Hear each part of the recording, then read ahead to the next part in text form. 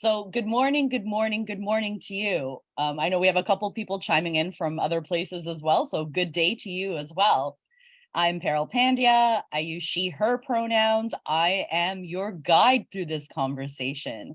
And I am very, very excited to connect with three colleagues that I have been working with over several years in different capacities as our panelists who are going to, I am more than confident, really share some interesting and meaningful conversations over the next hour or so. So we are not going to do bios out loud because they have been kindly shared in the chat with you. So please do have an opportunity to look at those so you have a little more information on our panelists. But with that being said, I do want to quickly just introduce our panelists, who are Kshama Patel, who is the operations manager at Arts Etobicoke, as well as Sehar Bhojani, who is the Associate Artistic Director at Theatre Direct. And last, but by no means least, Emily Peltier, who is the Program Manager at Scarborough Arts. Welcome to the three of you, and thank you so much for taking the time to be here with us today to chat about something which I think is very, very important, and that is how we go about building and broadening connections in community through the arts.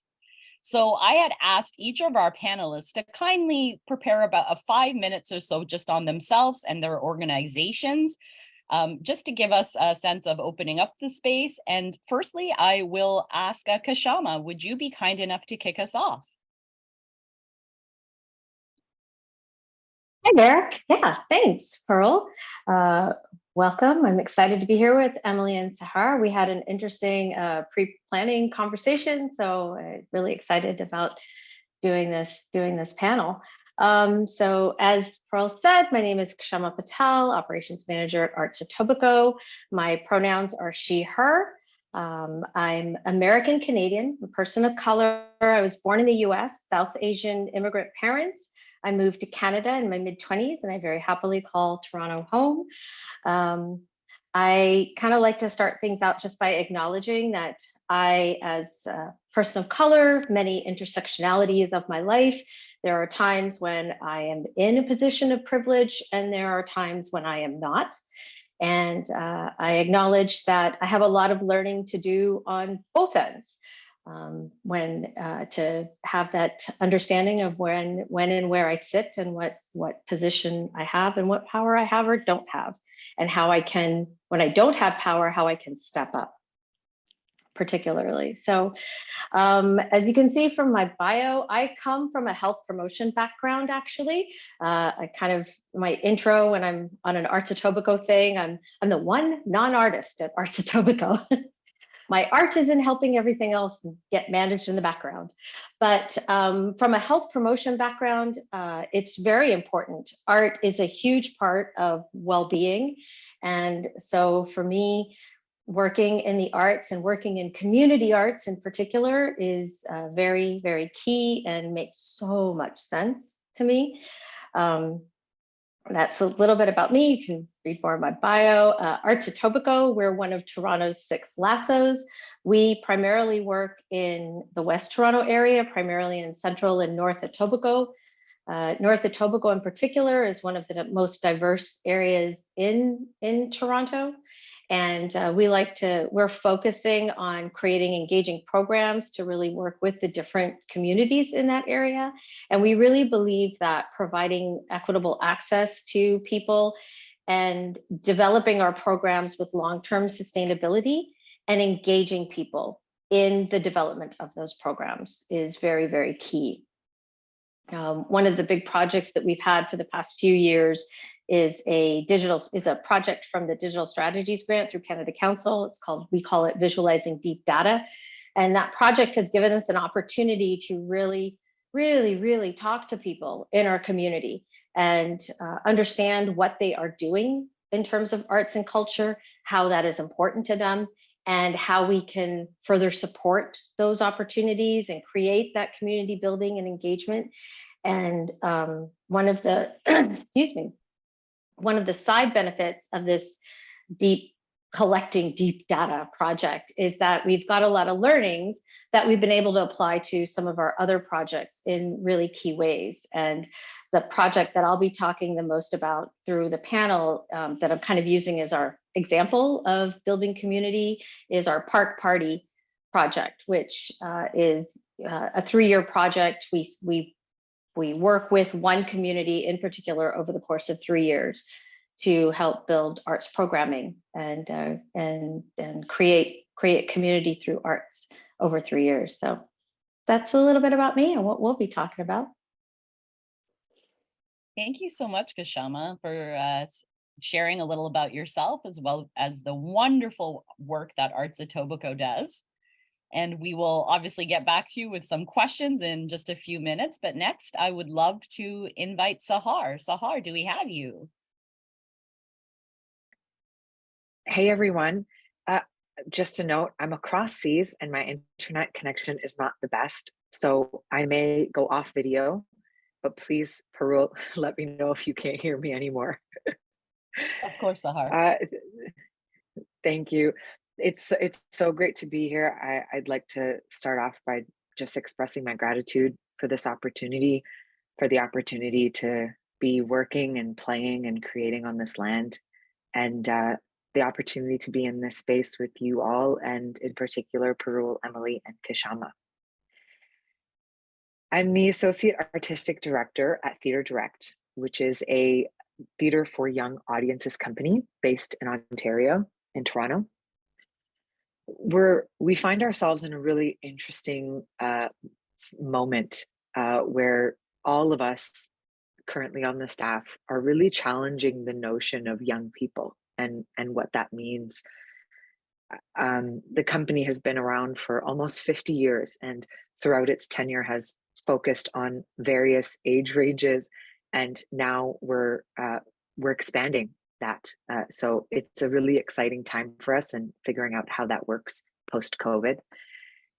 Our work at Theatre Direct is to make work for all young people, and we're committed to finding and expanding pathways to do this. And in the end, each community requires a different approach because it's always about the people and not the process. That's our new motto at Theatre Direct. It's one of the guiding lights that has come up in the past. The course ladder. I'm going to kind of jump into a kind of like an example case study to share with you all in terms of broadening connections in community. I'll share the example of our Forward March Festival. This is a festival for young people, and the target age range right now is 6 to 12 years old. We commission 4 emerging artist companies or collectives to create brand new works in progress for this audience. This past March was the 3rd iteration I have been producing. The 2022 version of the festival included ASL translation for each show. And despite our outreach work, not a single deaf person showed up. Now, I'm sharing this experience as an example of trust because we didn't have it between us and the deaf community. And now, aside from the fact that relationships take time, we didn't have the trust because there was no deaf people. Despite our efforts to not have the ASL trend, thought it was. Fast forward to 2023, this past year's version that took place this past March. We reached out to a deaf company, Phoenix the Fire, who is led by Gayatri Prasad Killings, who is a BIPOC creator, actor, producer. She is deaf. We commissioned Gayatri and her company to create new works in progress that was completely in ASL, and the learnings of what it means to meaningfully build trust was invaluable. Gayatri was incredibly generous with us, and although we wanted her to focus on creation, her presence alone was instrumental in providing a sort of validation for the deaf community. The festival spans 2 days, and during this year's festival, the first day's audience was just about 50% deaf. In addition, we were able to support each of our commissioned companies, so the 3 other companies, to embed ASL interpretation during the early phases of their creation process. They were working with interpreters, some for the first time, and together we learned what it truly means to make work accessible. We still have a long way to go, but we feel better equipped. What's the difference? The 2022 version of our festival was trying to open the door to the deaf community. The 2023 version had opened the door and was a welcoming space. In no way is it a deaf-friendly space. I just want to make that distinction. This is the work we're still learning how to do. Like, our company will start ASL lessons, and this is a crucial step as we continue work with deaf artists and this community in which I'm kind of making this whole case about. I'm reminded of a quote, and I don't know who said it, apologies. And Charles, maybe you remember this because I think we talked about this in our amazing time together through Asitej. If representation is the goal, then all the firsts will be the lasts. Now, as a racialized artist myself, this has been true my whole career. In our work with the deaf community, it's the same. And Forward March Festival in this example serves as a reminder. It's not enough to represent deaf folks through making the work accessible the way we think it's accessible, because that usually means it's not. We need to support them so they can have creative agency and they are collaborators. And this has broadened our connections with this particular community because the relationship we were able to build with Gay3 was built off of mutual trust and collaboration. It felt on our end and through various conversations post-festival, felt that she had creative agency. And this particular example has broadened our connections in the community with the deaf community. It has helped us to bridge the gap that we have been trying to bridge for a very long time. And it's just the first few steps. I know it's just the first few steps. There's a whole community that we haven't even reached yet, but they are starting to show up and trust us. And yeah, I think I'll leave it there. I have more to say, but I'm going to leave it there. Thank you so much, Sehar, and what great insight. And I think the representation of showing, that we need to support each other in this work, and we need to connect with communities that are, we're trying to connect with, engage with those who are part of that community or already working or supporting those communities as a way of building those relationships. And I'm sure we'll jive off of that in just a few more minutes. Thank you, Sehar, much appreciated. Emily, I'd love to invite you into space when you're ready. Hey, everybody. Thank you so much for having me today. Thank you, Carol. Thank you, everybody, for being here. I'm so excited to be in conversation with everybody. My name is Emily Peltier. I am a queer femme person. I use she, her, and they, them pronouns. I am also a white woman of Irish and French descent. I'm hard of hearing. I only have full hearing in one of my ears right now. I'm also neurodivergent, and I have multiple mental health disorders, including OCD, which I really love to talk to people about and to really destigmatize the conversations around as well. So always ask me questions about that. I have long brown hair. It's waist length right now. I have bangs, and I am wearing silver glasses with a tortoise shell half crescent. I'm also wearing a black t-shirt, and my background is green. So for those of you who don't know me, I am the program manager at Scarborough Arts, and it is a huge honor for myself to be able to work in this position and to work with the community that I also live in. I also live in Scarborough. I have multiple positions within community work as well that I just like to bring forward to folks too, because that's not my only identity in my career, although it's something I'm very passionate about. I'm also the founder and co-member of the 2S LGBTQ by and for gallery, Glory Hole Gallery in Toronto, which is located at the 519 Community Center. I'm also a board member at the Toronto Queer Film Festival, and I'm also a PhD student right now at OIZ. I'm doing adult education and community development. So all of those things I highly suggest you take a look at if you're interested in supporting 2S LGBTQ+ people through the arts, and I'll put those resources for folks also in the chat as well. I really like to give this kind of background of myself because a lot of the work that I do is really ingrained in supporting the multiple communities that I come from.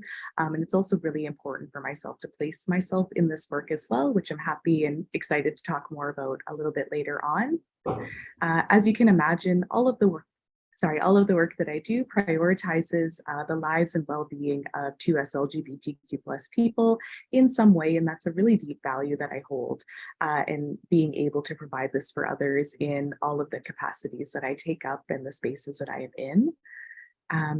The work that I do in my research focus is really on 2S LGBTQ+ youth interventions through community organization, providing social opportunities and health learning opportunities for youth, especially in under-resourced communities like Scarborough that are also based in larger cities that have a plethora of resources, but despite this still do not have that extended to them. And I'll also speak a little bit more about that later. So a little bit about Scarborough Arts for those who are not familiar. Scarborough Arts, like Arts Etobicoke, is one of Toronto's 6 local art service organizations, or LASSOs. Scarborough Arts is specifically mandated to serve the Scarborough region by offering inclusive, low barrier, and community-driven arts and cultural programming and services. We serve individuals from all ages. We serve children, youth, adults, seniors, and families from a very broad demographic spectrum with a focus on access and capacity service delivery support across sectors and through arts and culture programs. So I'll put a little link to us also in the chat. We have 40+ programs that we run at any time, so it's really hard for me to hone in, I think, on just one program because all of them are very close to my heart. All of them I am so happy to be able to be a part of. I think one that I do want to highlight for folks just in this conversation quickly that I'm really honored to be a part of and to have been a part of developing over the last 3 years is our East Heart program, and that stands for Health, Education, Art, Resilience Together. It is a Toronto Urban Health funded program that is led by 2S LGBTQ+ youth, and it is by and for 2S LGBTQ+ youth from Scarborough. So I get to work with my colleagues, Yega Deliska, Sky Raven French, and Renee Nelson on this project. And we have been for the last 3 years, and it has really provided a really incredible space and opportunity for youth in Scarborough specifically, and as I mentioned, is a very under-resourced area in Toronto. Despite taking up 1/3 of the entire population of Toronto, we still do not have necessary sexual health, mental health services for 2S LGBTQ+ youth in this community. And that's further exacerbated by the fact that the Ontario curriculum at present also does not prioritize those topics or those lived experiences of people that represent a majority of the population in Canada as a whole. So that all is to say that programs like this and the programs that we deliver at Scarborough Arts are always intended to be intersectional because people's lives are intersectional and people's lives are not homogenous. And so we try to meet our community members at all ages, where they're at, and their multiple needs within that lived experience as well. So excited to talk a little bit more about that too, but thank you everybody for listening, and I'll pass it along to Peril to continue on. Thank you. Thank you so much, Emily. It's amazing. I'm sitting here and smiling because obviously I have a good understanding of some of the wonderful programs that you run at Scarborough Arts. And I'm sure all of us are in admiration to even think you're running 40 programs and how just generous and how much work that must be, but how gratifying that must be as well. So thank you for just opening up and sharing a little about yourself as well as the work you do, not only at Scarborough Arts, but through many of the ways in which you engage. It's appreciated. So, wow, let's just take a moment here to appreciate the knowledge, the contributions of these 3 panelists to Toronto and beyond. So just a word of gratitude to each of you. Just your openings, it really highlights the amount of work you're doing, but not only the work that you're doing, but the approach in your work, which is that of care. And I thought that a good way to kind of start us off on the conversation is that if we move right to the beginning of your process when it comes to working with communities. And if I can ask the question of how do you begin to think of working within community spaces? What are some of your considerations? Do you have a process on which you follow? What are some of the precursors before you even think about working with a particular community and making sure that that space, does connect to the work that you're doing? And I'd love to open that up to anyone who'd like to chime in.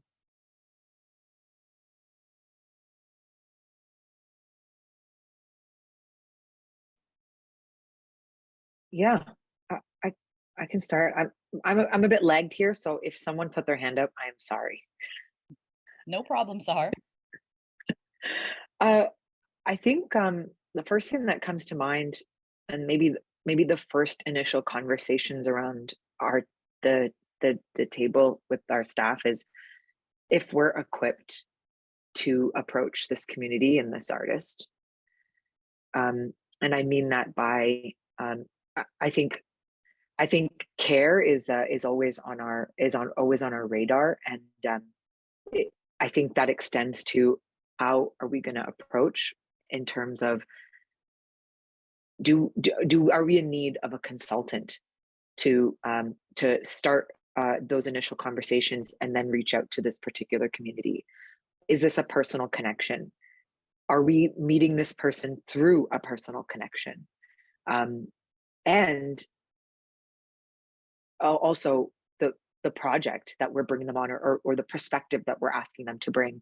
Are we equipped to be listening to that? Which I want to say the answer is always yes, but with various communities comes various needs from our own community in terms of communication, specific trainings. Yeah, I think so really just the first thought that always comes to our mind, I think in my mind personally, is am I equipped to be making this connection? What do I need to do in order to come meet them authentically, and not just for the sake of having them and their identity in our project and with our company? Thank you, Sehar. Really good thoughts, and I think important reflections that each organization should be asking themselves around, reciprocity, relationships, and partnerships. Are we ready to meet them where they're at? Versus, again, trying to be extractive and just make that connection simply for the representation purpose, which poignantly connects with the quote that you shared with us just a little earlier. So thank you for that, Sehar. Emily, Kshama, I'd love to turn to one of you if you're ready.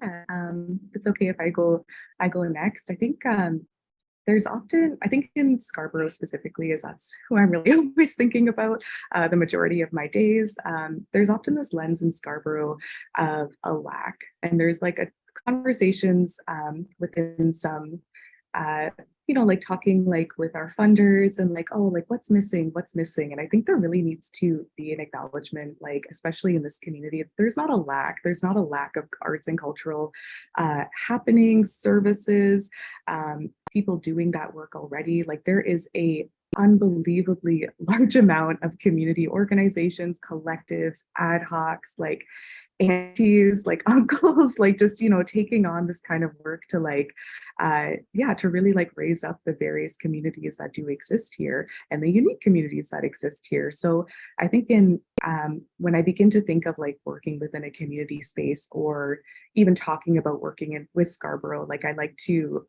just start with that, like this is what exists already, like where do we find ourselves then in that?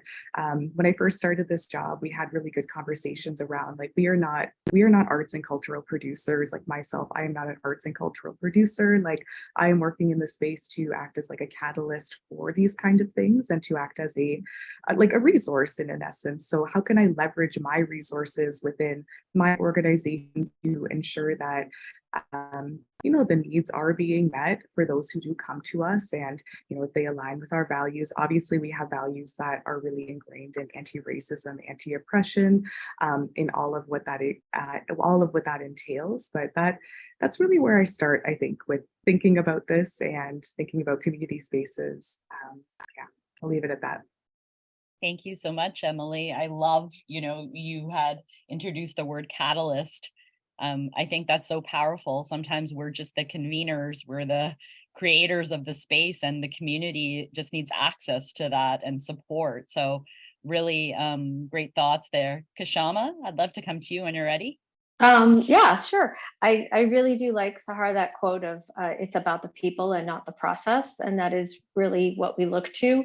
And Emily, you touched on the idea of that things already exist. Like, there's stuff happening. So we're not dropping into like, hey, we've got an art program for you. It's like, no, there's things happening. So I think what I can add to that is a couple of things we look at is again, keeping that idea of anti-oppression in mind, is to be very clear and to understand why you're stepping into a community. Why are you wanting to come to this community to see what's happening and to see what you can support? So to understand that from our organizational perspective.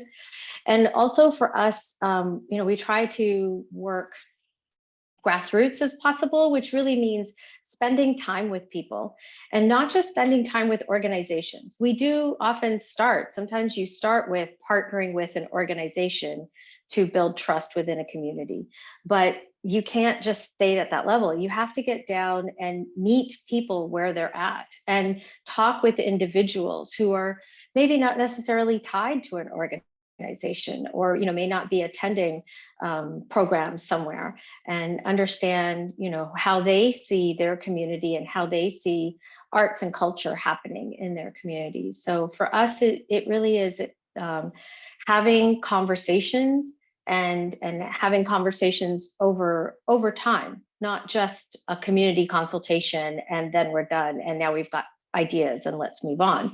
Maybe it's a community consultation, maybe it's a survey, maybe it's being at an event and hosting an art activity at somebody else's event, not ours, right? Somebody else's event that we bring something to that people ask us for.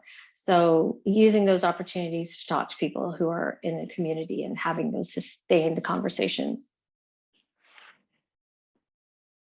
Thank you, Kshama. And I think that, that you effortlessly linked us to our next question, because I think we've touched on it. Each of the panelists have touched on this, but I'd love to just name these.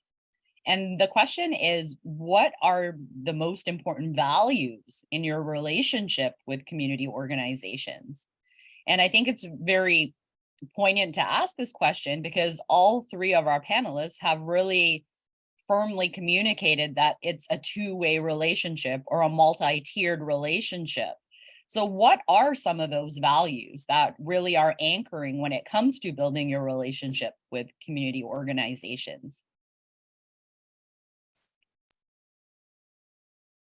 I can build on what I just said, which was obviously one of our values is time, and not just one project, one program, but having it over time. So starting from scratch, involving people from the beginning. Pearl, you said that it's a two-way street, that reciprocity. I tried to say that earlier and couldn't, and I don't think I achieved that now. But being there for people. So what are their events? How can we help support them? And including people from the get-go. Like don't come to a community with an idea. Talk to the community, and then as an idea starts to formulate, involve them in the idea. So when you're writing your grant, You've already spoken to them. This idea has already been a conversation, and now you're looking for the funding and having them on board with that.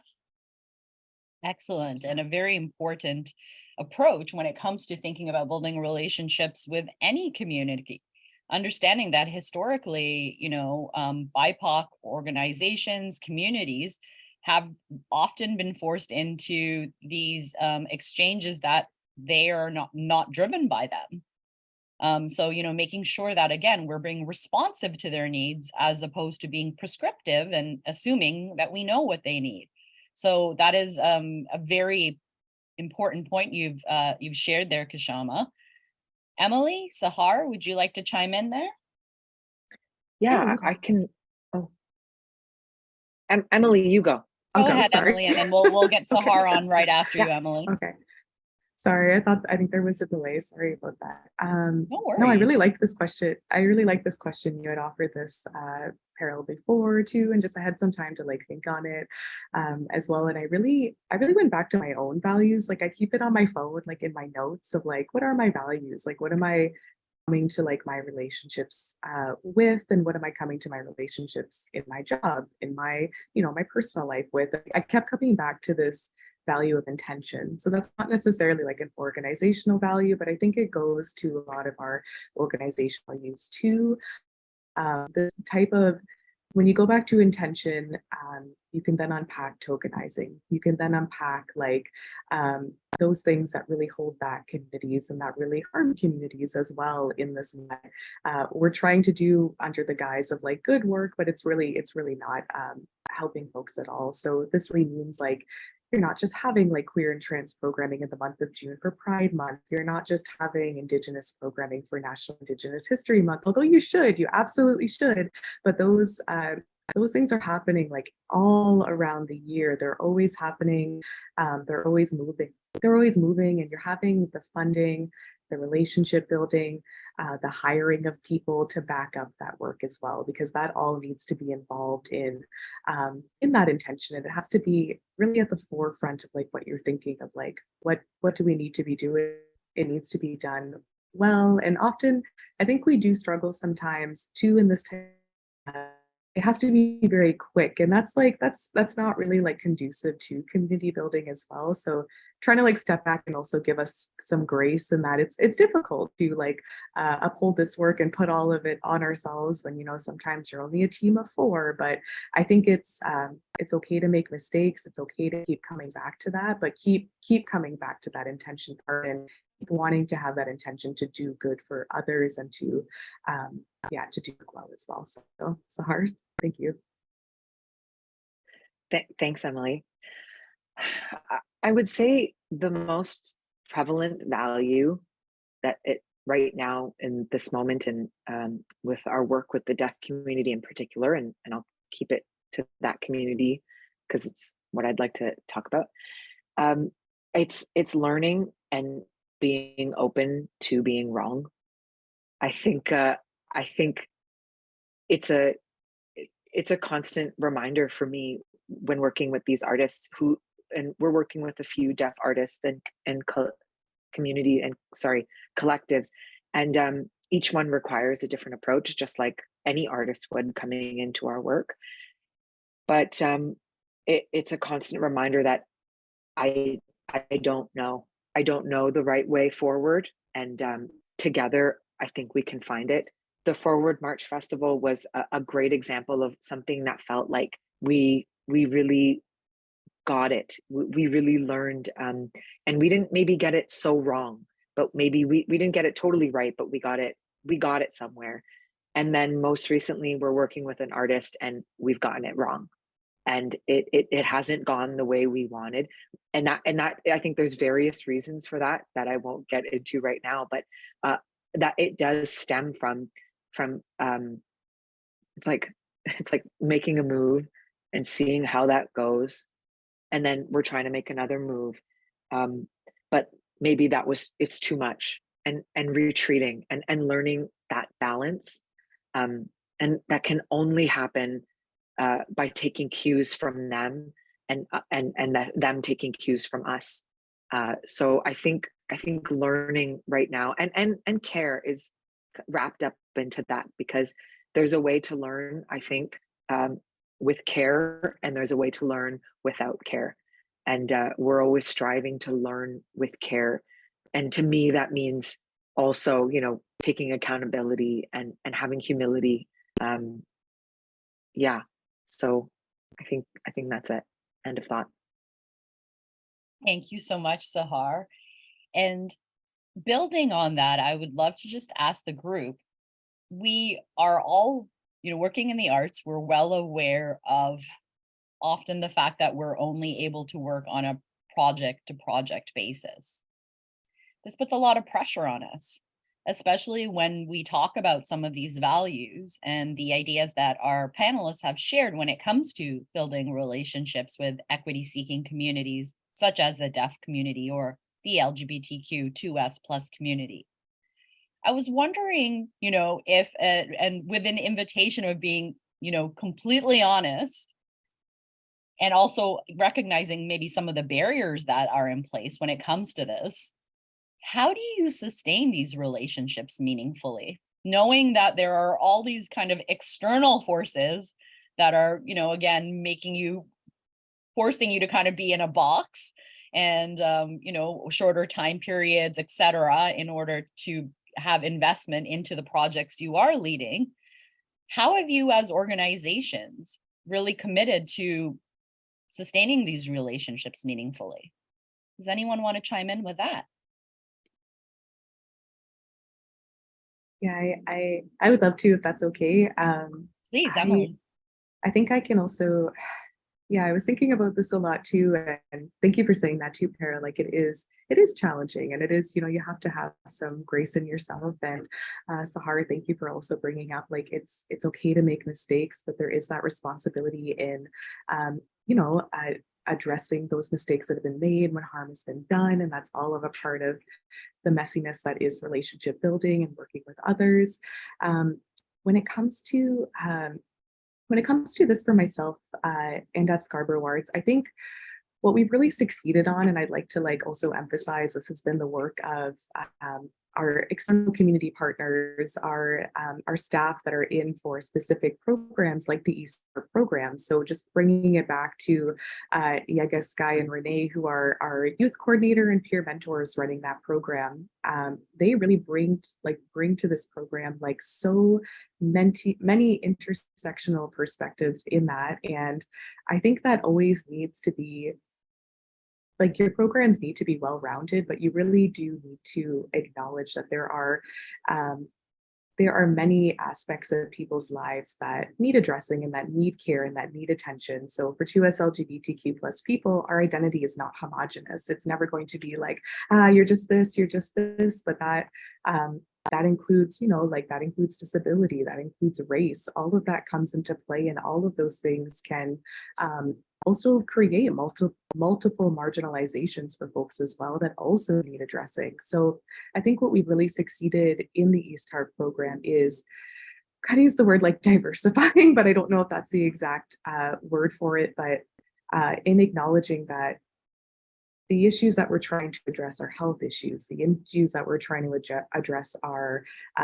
mental health care. It's not just related to the arts. You can find community partners within those topics that are really interested in supporting you in building up that work you are doing, because it is really foundational work, especially in communities that don't have that present or as plentifully present. And even in saying that too, I want to acknowledge in Scarborough, there are a lot of community groups like Toby's Place, like Rainbow's Pride in Scarborough, that are taking on this work and are doing this work too. But Scarborough is such a vast place, it's very hard to reach everybody. So all that is to say, look to your programs to not just be one-sided, and don't look at people as just being one-sided either. People are, they're a makeup of many things. And I think our approaches to acquiring funding, acquiring community partners, and providing capacity building services have to come from that perspective as well. So yeah, a lot of things to say. That's the approach that we're really taking in the work that we're doing, and to all of the work. I would 40 programs is a lot, so it's hard. Maybe you're not going to get it right every time, but yeah, you're just going to keep trying, and you're going to take care when harm is done, and you're going to try again and do better and commit to doing better as well. Well said, Emily. And I live by the phrase, like, you can't do better until you know better, but once you know better, you must do better. So absolutely, as community organizations, we have to give ourselves the grace of learning because we are human. The intention behind what we're doing must be good, but good intent can sometimes have harmful impacts. So it's acknowledging that complexity, I think, that you really bring into light. Thank you for that. Kshama, Sehar? Sehar, I think you had something to add, so go ahead and then I'll go. Oh, thanks, Kshama. I was just gonna build off of that, Emily. Thanks for sharing that, because I love the notion of, everyone there's not just one side to everyone. They bring so much to the table. And I think for us, that kind of means how we kind of sustain our relationships is that we try our hardest to keep bringing the artists back and building off of their immense skill set. So if we've hired them as an actor, we're trying to hire them as a facilitator. We're trying to hire them maybe as a producer. We're trying to keep the work and the space open so that they can keep coming back, with the understanding that we can't always all be together, which sucks. We want to have everyone with us all the time, but due to, let's face it, for us, budgetary constraints, we can't. So what are the other ways in which we do? I'm so happy that and proud that we're able to do this is when we start, we have professional development courses. So we have an upcoming ASL class, and we have extended that to members of our extended staff who have once worked with us as a facilitator or producer. And to us, it feels like, and not everybody, we're still trying to learn how to bring more people, but opportunities like that, I think, go a long way in terms of investment into not only them, but to me, it's investment in our relationship with them. End of thought. Thank you. Thank you, Sehar.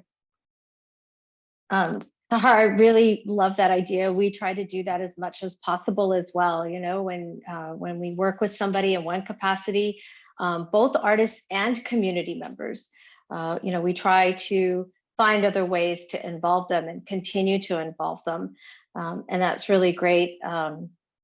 I think one of the things that I'd like to add to the conversation that we do too is, where we have funding, we try to bring people on and pay them for their time. And we know that project funding may be short-lived, but then we look to the next project. And again, it's about that, where can we bring people back in? How can we continue to have people involved? And sometimes it means that we have a couple of positions in our repertoire of positions that we hire. We have story coordinators who are, they're our community outreach team. They're the ones who are there talking to people. And they are people from the communities that we're working with who have shared lived experiences, who have similar languages, have similar backgrounds, so that they can really make connections with people. And then community cultural leaders as well, people in the community who have connections throughout other places. And so, for example, last year we met a woman who was very involved in a whole bunch of different seniors programs, not just at the one organization, but at another organization, and then her own group, and then here. And so we worked with her on, we hired her as a community cultural leader last year for a particular project. And then that project was over, but this year we brought her on board to be part of a planning committee for another project. And so, trying to build those relationships. When we talk about community building, and community seems so large, but really, it's really about those individual quality relationships that you build. And from that, it ripples, right? Like the work ripples through. So we may be networking with what is really a handful of people, but when we make those relationships deep and meaningful, that has ripple effects. And that then begins to spread and affect and build. And then that's where the community building gets bigger and bigger and has a larger impact. So it's not just about, how far can you skip the stone, but how deep can you throw it so that the ripple impacts are larger. End of thought. Beautiful. I love that. I was sitting with that visual for just a moment before I even spoke. I really love it. And I think that, it's just so poignant to remember that and important in our practice of every single day, really making sure that we align to the values we've spoken about, the processes we've spoken about so far. And I think this segues us into our next question. That is, we've spoken about, what it is to create a space that obviously is welcoming, vibrant, full of care for those communities that we work with. But we also acknowledge, I'm sure, mutually, that there are implications on budget, that we actually have to plan when we're working with equity seeking communities, because there may be things that they require that may be, outside of the scope of projects in the past. So I wanted to ask for your wisdom and your input on what your organizations do when they start thinking about creating spaces.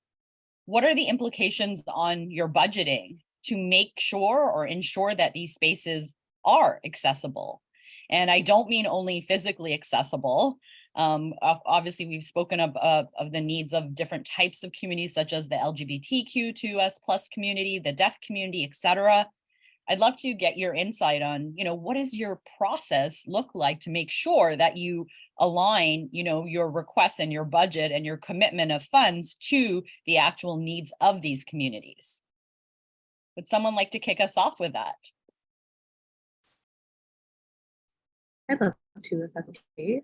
Sure, Emily. I think something that I've learned, and that's been really important for me to learn, I've had a lot of opportunities to work with individuals who are working within disability justice and within disability justice within the arts, especially across Toronto. And I'm thinking of Sean Lee at Tangled. I'm thinking of Emily Cook as well. And I just learned so much from these individuals, and so many more too. And I think something that maybe folks aren't aware of and just need to have these conversations about, or even listen closely to the individuals doing this work, is that creating accessible spaces is incredibly costly, but it's necessary. It has to be not only a part of your project planning and your program planning and your fund development for that, but it has to be ingrained in your operations as well. And I think, I'm not saying that that's perfect at Scarborough Arts or something we've been able to really take on, but it is something I'm thinking about and always looking towards when it comes to considering funding and considering program funding as well. Just for some context too, working with Toronto Queer Film Festival, that entire festival runs 3 full days for their symposium, and there is ASL interpretation at every single event. Doesn't matter how long it is, doesn't matter if individuals who require ASL services attend, it's still there. The folks who do the ASL interpreting are still paid. And that's what it means. That's what it means to create a accessible space. It's not just about saying, we've done this, but it's that this is here, this is important, and this should be a part of the everyday as well.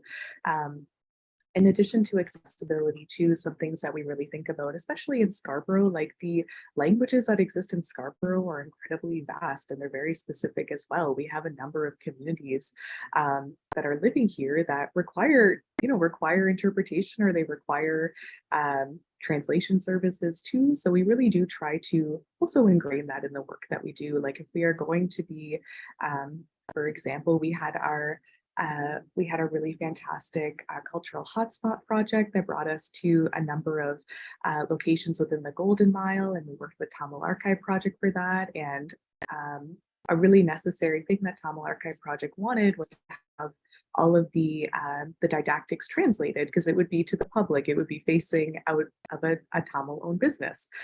So those had to be translated for the public, and that really made made people in the area just feel like, I'm a part of this, I can access this, and I feel good about it, and I can see art in my community. It doesn't have to just be taking place in like this like white box, very structured, very inaccessible, and elitist space. It could be like happening at my local bakery, like, and I feel good about that. So I think those are 2 points I'd like to leave off with. Thank you. Thank you so much. And you didn't hear me, but I was cheering on the inside M. And that is because often, I think we don't necessarily create these access points or, embed access into our programming until, historically we've been taught until the need appears, until we have a deaf community member, until we, and it's an afterthought. So I think, we will really encourage that we start building these, as Emily has said, into our processes, our operational processes. It's really critical that we don't think of folks who obviously have been, marginalized in many ways over many generations as an afterthought. This is something that we need to shift in the way that we work every day. So thank you so much for offering that, Emily. Kshama, maybe I'll come to you next, and then Sehar, I will follow with you after Kshama. The budget thing is always huge, and Kevin noted in the thing that sometimes the budget's not aligned to arts mandates, and we just had this happen where we supported a community organization to apply for a grant. We helped them write the grant, and then they didn't get the grant because we didn't tell them specifically what kind of program we were going to run. And it was like, well, we're working with this community for the first time, so this year is going to be about getting to know the community, and then we can tell you what kind of program. Like, hello. And so that was a conversation that both the ED of Arts Etobicoke, Wendy, and the ED of the other organization, they had that conversation with the funder when they went back to the funder to find out, why didn't you give us the grant? I mean, besides the fact, competition, that's always your excuse, competition. But so this kind of advocacy with funders, when you can have it, like, you have to take those opportunities and push that boundary a bit. And again, just because we didn't get the project, the funding, they didn't get the funding, doesn't mean we're not continuing to work with this organization in this community. We're finding other ways to do it. Other projects we can piggyback on. There's always, it's huge benefit to have an ED who can creatively budget, right? Like, how can you stretch something from one project to help sustain or help build something into another project? Those are the creative ways that we work around that. And with that, it's not even around it, it's how do you work with it? And so that's my thought on how we get around some of those budget issues and work within those budget constraints. Thank you, Kshama. Sehar, I'll come to you. Totally, Kshama. I agree with you. I think creative budgeting, creative producing, creative anything. I think there are ways around it. It's not always easy, but it helps to have the team and everybody on the same page, because our mandate and our values are aligned, which, again, that ripple effect. But I do want to say that I think, and maybe we'll get to this later, but jumping off of Kevin's comment too, is this is part of I think a larger issue that we're running into with our funding bodies, is that and Parul, I hear you, it's like we wait for the person in need to show up, and then we find the reason to create programs around it. Well, we've decided to go out there and find something that we're passionate about and we'd like to put our energy and focus into doing. And our funding bodies are not prepared to support us in that. There's very strict guidelines around how we can support. And as Emily said, this work is costly. Working with the deaf community alone for it's incredible. And and you're working, and because it's not just the deaf folks in the room, it's the interpreters in the room, it's the consultants in the room, it's the artists in the room, it's us making sure we're equipped to communicate with everybody in the room. And outside of the budget, it's the producing and administrative manpower. And I don't like the word manpower, but I think I'm using it because the power, the support it takes to connect with these communities. And I'm talking about lots of these artists, and for the deaf community, there's a miscommunication that can happen over email. Things that we take for granted, like Excel sheets and Google and those kind of applications, they require a different type of approach when it comes to different communities and different artists. And again, it's not just the deaf community, it's all artists. Everyone requires different ways of communicating and that. So I'll say that so there's the budgetary issues, just to have the folks in the room and get together. And then there's the budgetary restraints on our end in terms of the administration and the hours it takes, the resources it takes. So again, it all feels like a larger issue that our funding bodies have not are in a way are just catching up to, but they can ask us those questions in our grants. I don't get that. Like they're asking for quantify, like they're asking for data when they themselves don't know how to open this discussion up within their own companies. And it does make me question the values that they have. It does make me question where's the misalignment between what they're asking us to do and what they are actually doing. End of thought. Thank you, Sehar. I'm grinning and nodding profusely in agreement with everything that you are saying. It's very, very important that we recognize that. Often the elephant in the room, because of the way we have been set up to be quite, dependent on public funds. And the reality is that sometimes there is a great disconnection between, the values they preach in terms of equity and them actually understanding what that means in practice when it comes to building relationships and sustaining relationships with the communities that we are highlighting today. And so maybe that segues me quite neatly into a thought or question I'd love to pose. And I know we've touched on this question, and I'm quite confident I know what many of your answers are going to be, but I'd ask if you can build on this a little bit. Do you believe that funders adequately understand and support anti-oppression practices in the communities you serve? Why or why not? And I know we've touched on that briefly here with a couple of ideas that we've already shared amongst the panelists. But any insights on, how you have maybe approached that situation, or any work that your organization is doing to try and, lead the charge? Like, for example, Emily had, mentioned a little earlier, it's really important that we continue to be honest about the needs of these communities, regardless of like the implications of the budget, etc. So what are your thoughts on that, folks? I mean, I think I can say for the group mutually that we agree there's a misalignment of understanding when it comes to our funders.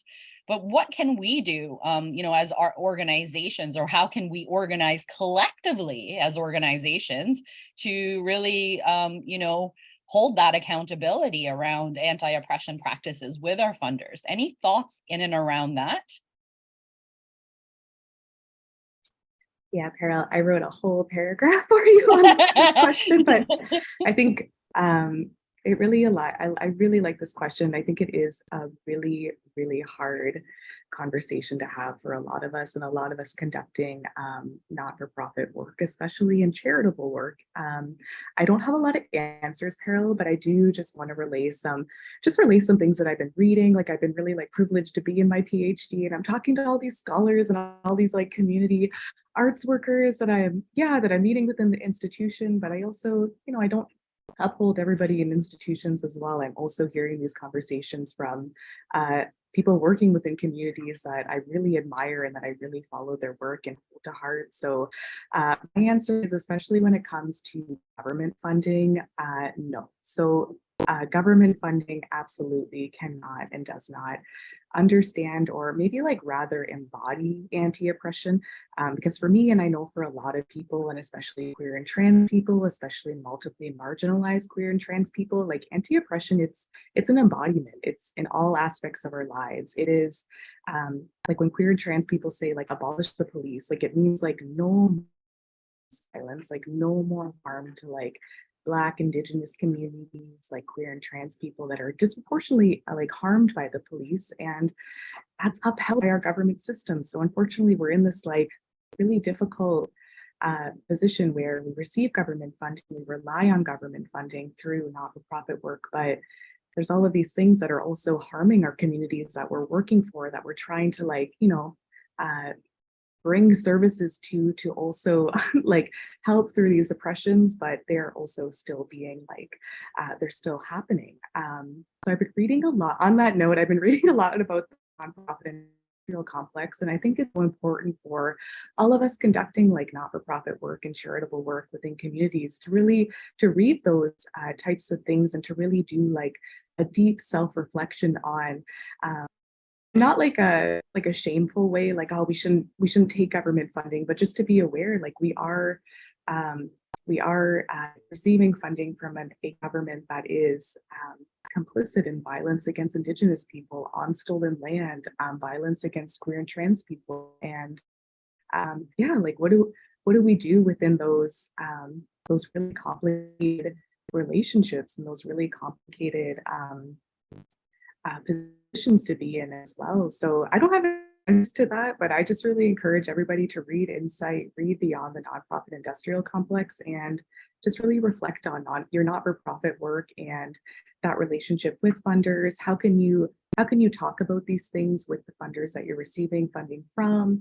How can you talk with your counselors about these things? Like there are people here to support all of us too, and I'm not saying that it's all bad. It's not all negative. It's just something that exists, and it's something that's there, and it's something we have to. That's what I was thinking about. Thank you, Emily. And Sehar, I think you were patiently waiting there to chime in Yes. and maybe build on what Emily has offered us. Yes. Yeah. And I also just want to say, I mean, like today on the news, I heard about Ron DeSantis's new signing of the DEI bill. I'm not sure if folks are aware, but just basically taking away all funding towards diversity and equity and inclusive programs at college. And yeah, so I'm thinking about that being in the air from when I was reading the news this morning. And it, yeah, I mean, I think I started to answer that question before of like, I think, no, they're not adequately prepared. This came up in our discussion with the four of us at our pre-meeting, where Parul, I think it was you that said that equity-based programming needs equity-based framework, and that is just not within our current structures and processes.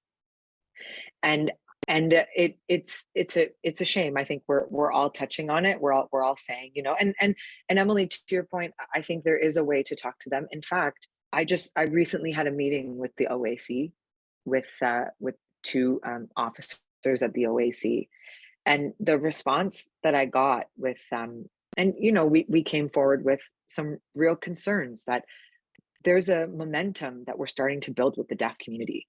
And right now, our budget doesn't support that momentum. And that momentum, if we lose it, will cause us to take a few steps back in terms of our work with this community. And it feels so urgent. It feels so necessary to to build on the consistency. It's everything we're saying. We need to show them because we want to, but we need to be walking the walk and talking the talk. We need to be showing them that this programming, deaf programming, is important to us, and we are going to continue to program it, and then enter creative producing, creative budgeting, all the layers we're talking about. But in my conversation with the OAC, and I was joined, of course, by our artistic director, it was again made clear that this is not even on the table over there. This is not even an something like, and I know they're working with restraints on their end too. I don't want to pass the blame buck, because that just won't get us anywhere.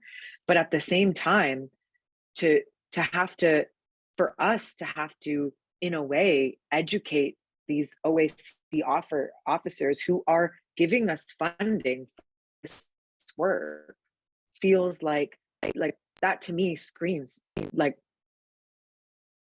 whoa, like warning, like that's a red flag. And again, I'm not trying to pass the blame buck. I know that there's a lot on the table. The OAC funds an incredible amount of folks and companies and artists. They are the reason why, when I was starting out, I could support myself through the recommender grants. There was no limit on how many I could apply for. So I just applied for as many as I could and tried to make my way. I recognize that. But at the same time, there needs to be there needs to be efforts made. There needs to be ways of moving forward where we can all share. And I'm not just talking about funding, I'm talking about resource sharing. I think an offer that we had made is to, in terms of the deaf community and our work there, which we are not the only, and we're definitely not anywhere near where companies like Cahoots and the work Marjorie has done there, and even learning from obviously the deaf folks in the community. But where is the gathering space where we can gather to share those resources to be able to do this work with other companies? That's not there. That to me is something that doesn't require a huge budget overhaul. It doesn't require meeting after meeting after meeting with 17 different people at different levels. That to me is a tangible way where we can start to make change. So it feels like, I don't know, it feels like those things are necessary. And I think, you know, we're willing to, and we're more than willing, we want to take the charge on leading those conversations, or at least opening the door so the experts can come in and gathering folks to share. But it feels like our funders need to support us, again, whether it's with money or it's just showing up and learning as well, because clearly we all have a lot of learning to do. End of thought. Thank you so much, Sehar. Absolutely. All I can say to everything that has been shared, in honesty and frustration, I believe, you know, is very, I think, poignant and necessary. And just to assure the panelists as well, if you haven't been keeping an eye on the chat, there's a lot of enthusiasm as well in terms of some of the discussions and areas that we have brought to attention. And I think, you know, one of the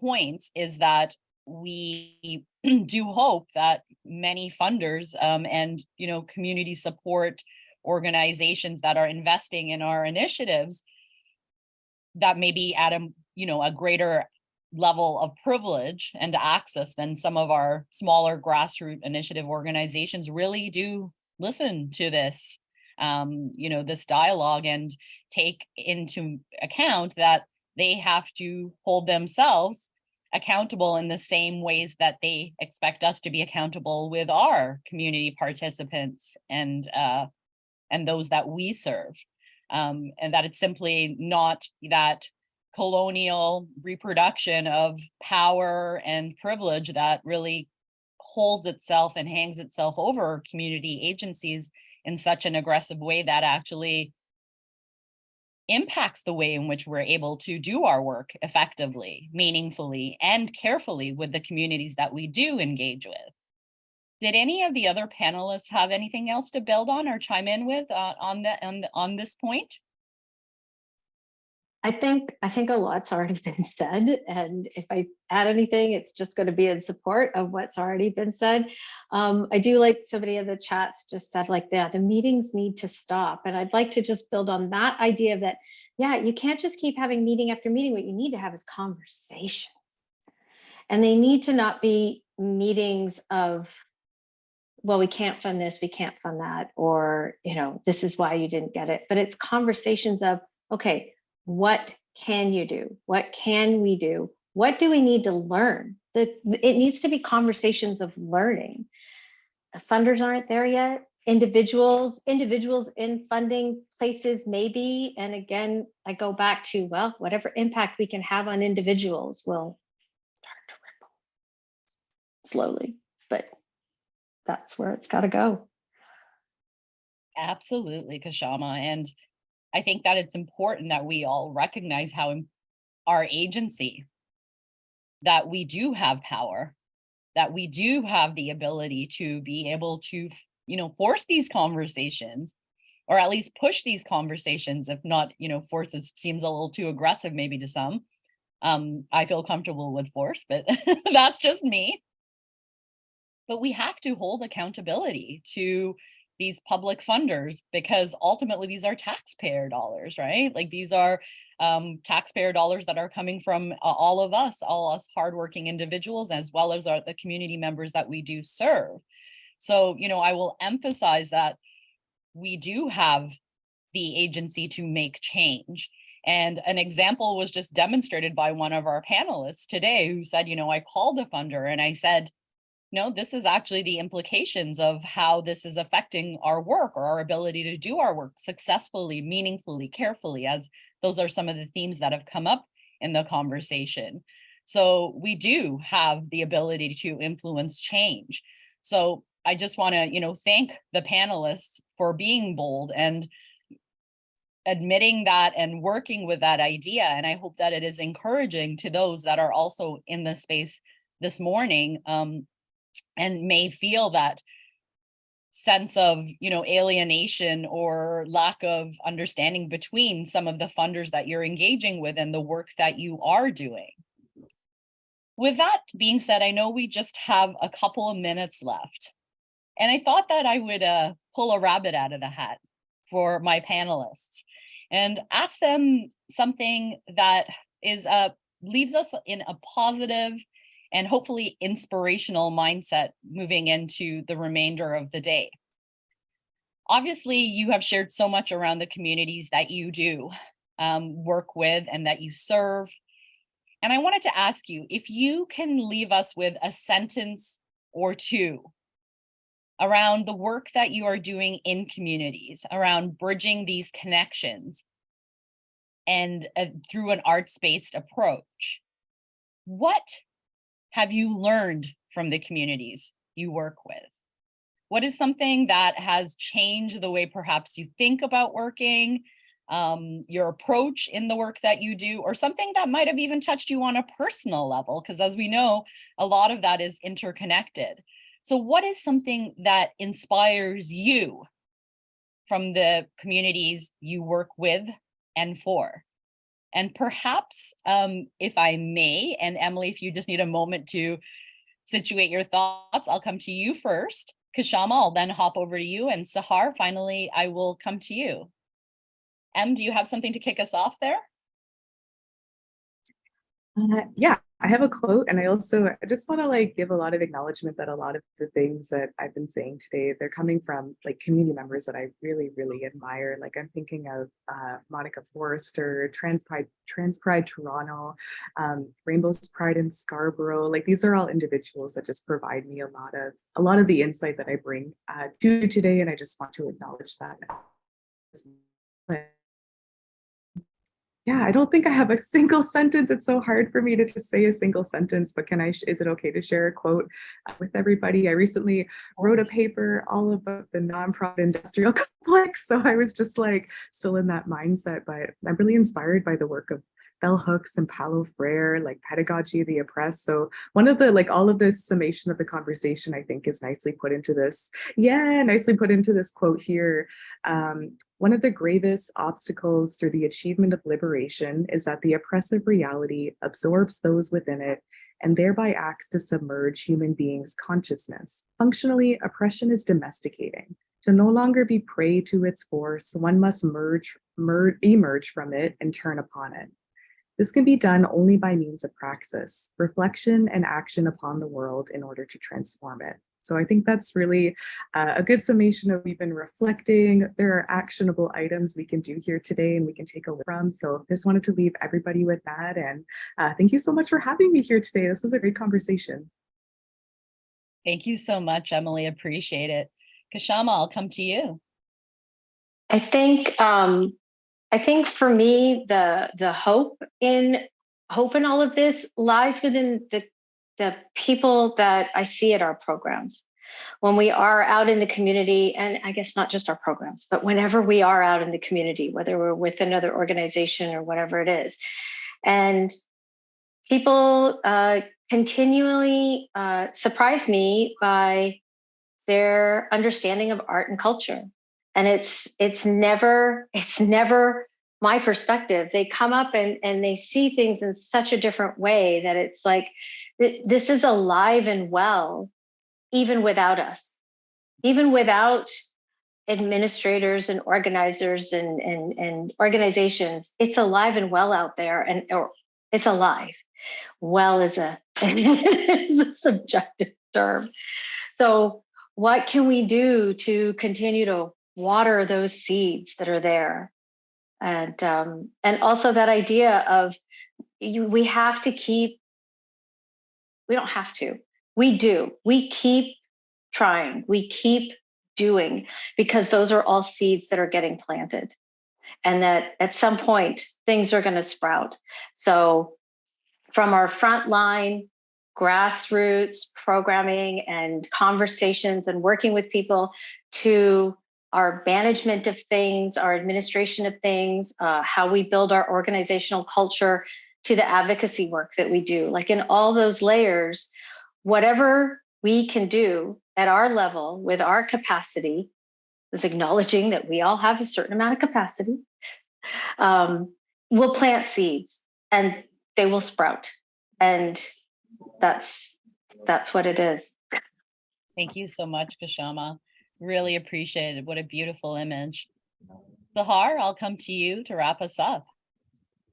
Yeah, I'll share a quote, but just a little context about this quote and what it means to me right now is that our work with my work, I'll speak personally, my work with the deaf community and deaf artists so far has really been an eye-opening experience to the depth of storytelling and the depth of bravery and the depth of art that is possible once we let go of our own fear and our own insecurities and our own biases.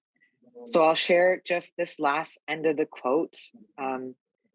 It's the quote from Our Deepest Fear is Not That We Are Inadequate by Marianne Williamson. And I've heard that potentially there are roots to this quote that span further than her, but I'm not totally sure. Maybe that's not true, but the last little bit is, and as we let our own light shine, we unconsciously give other people permission to do the same.